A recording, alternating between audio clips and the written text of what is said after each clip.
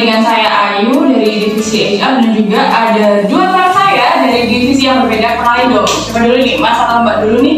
Saya Dikri, bagian marketing. Oke, Mas Dikri di bagian marketing, lalu Mbak Cantik? Saya Fadila dari divisi accounting. Oke guys, di sini kita mau bahas apa tentang apa nih?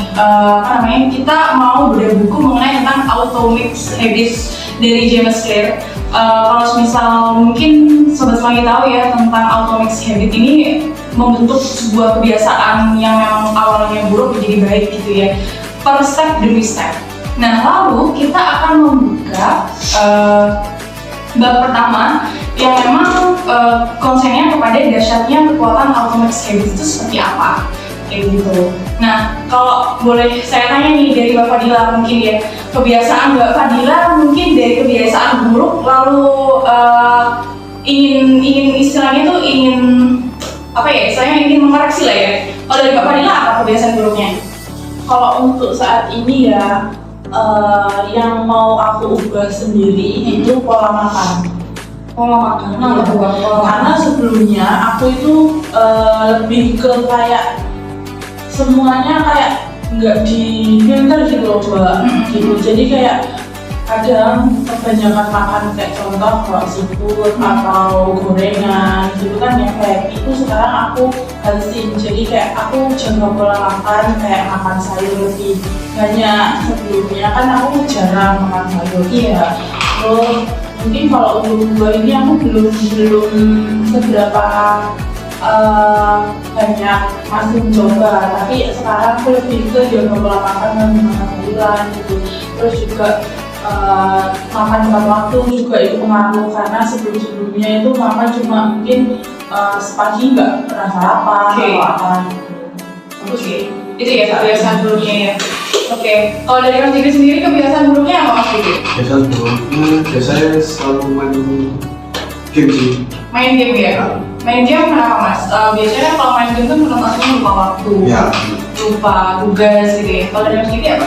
Dan sekarang udah mengurangi main gamenya sih.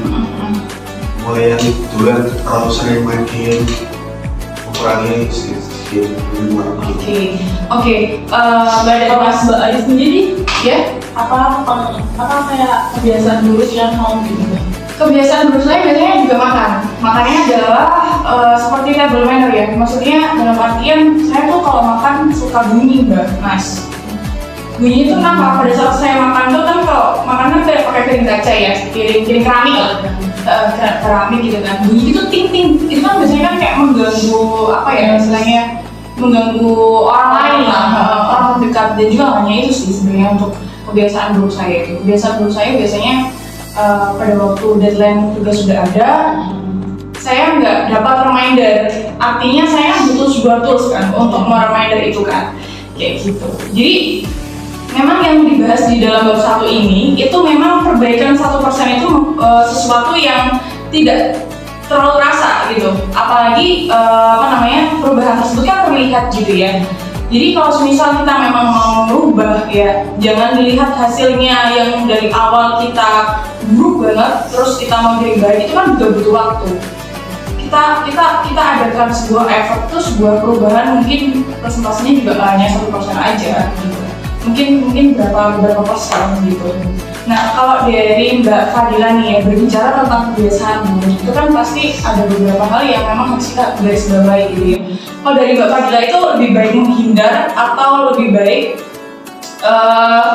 menyelesaikan, maksudnya mengkoreksi atau mengevaluasi? Kalau dari Mbak Fadila sendiri seperti apa? Kalau untuk saat ini sih sebelumnya memang kadang aku lebih menyepelekan ya. Untuk mungkin sekarang ini aku lebih kayak mengoreksi lah setiap harinya. Aku di hari ini udah makan apa aja sih, kayak aku udah makan banyak makanan cepat saji atau makan gorengan terlalu banyak apa enggak gitu.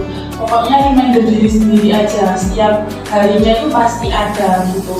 Mungkin emang ada kayak hari cheat day-nya gitu, saat mau nih aku makan fast food gitu, makan siap saji atau apapun yang mau emang di hari itu aja gitu. Tapi setelah itu ya aku nyoba untuk ya udah ke rutinitas yang biasanya gitu. Jangan kebanyakan makan kayak gitu kan juga nggak bagus gitu. Lebih ya boleh makan kayak gitu tapi diiringi dengan kayak makan sayur atau buah atau dan yang lain-lain. Berarti memang semuanya berasal dari komitmen ya Mbak Fadila ya? Betul, iya bisa. Komitmen yang memang kita udah dari awal bentuk untuk melakukan perubahan tersebut ya? Iya. Oke, kalau dari Mas Diki sendiri gimana?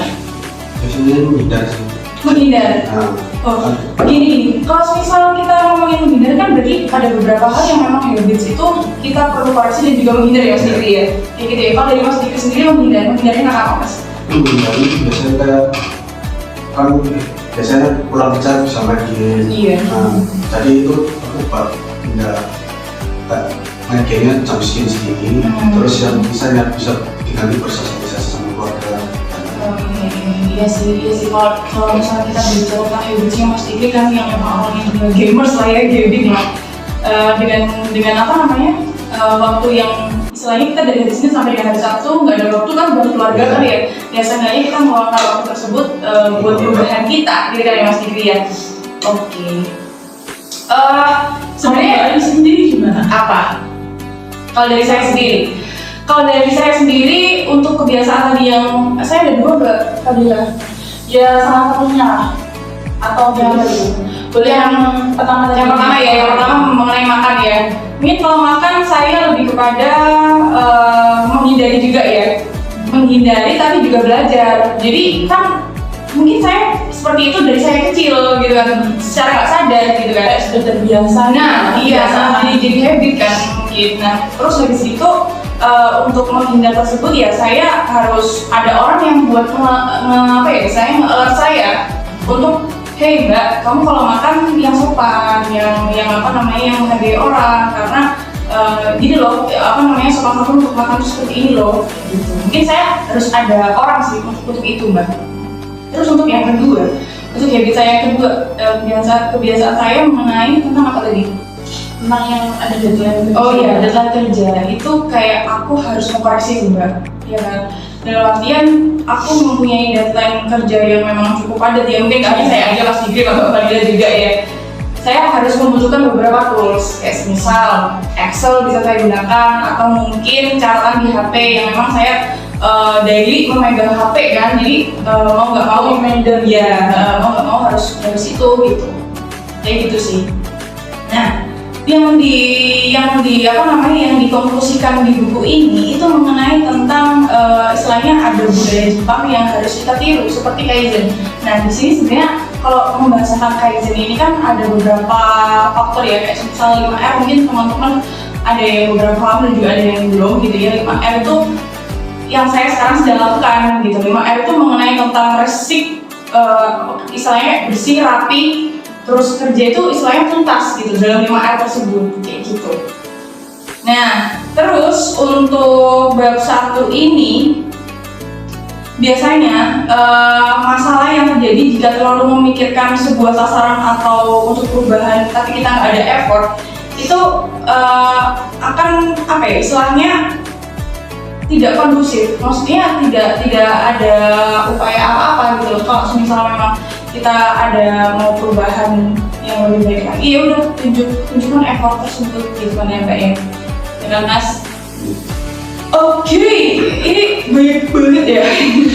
Dibahas baik banget gitu ya. Soalnya memang buku ini sebenarnya bagus, tapi dia itu lebih kepada bukan konklusi pembentukan habitnya seperti apa, tapi dia pencontohannya adalah ke istilahnya ke case lain lah. Case lain untuk kita sadar sebenarnya perubahan 1% itu kita harus merasakan gitu, meskipun kita nggak terasa secara langsung ya.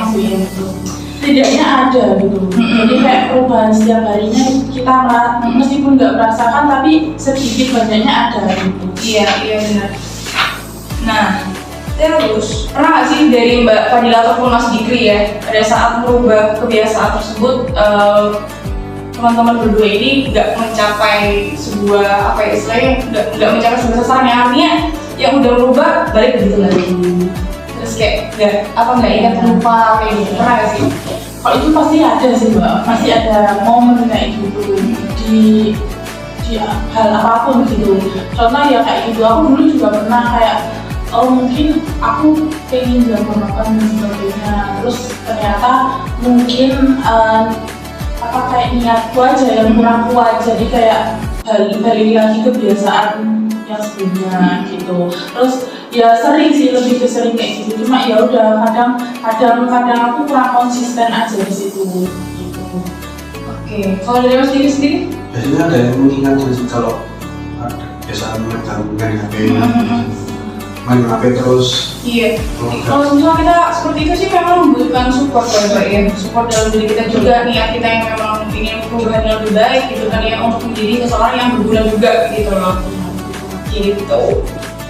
Nah, mungkin bedah bukunya cukup singkat aja ya Mas ya, karena memang membahas bab 1 ini lebih kepada kita tunjukkan dulu effort kita seperti apa. Entah hasilnya juga akan berjalan sesuai dengan effort kita, meskipun nanti effortnya itu nggak 100% full gitu ya, nggak Lancar atau tidak itu kita iya benar-benar. Oke, kalau dari saya cukup, mungkin dari Mas Diki atau Bapak ada yang mau disampaikan? saya sih kurang lebih Cukup ya, kalau Mas Diki? Cukup Ya, oke. Kalau sudah cukup, see you di lain kesempatan teman-teman untuk itu, dan selamat sore.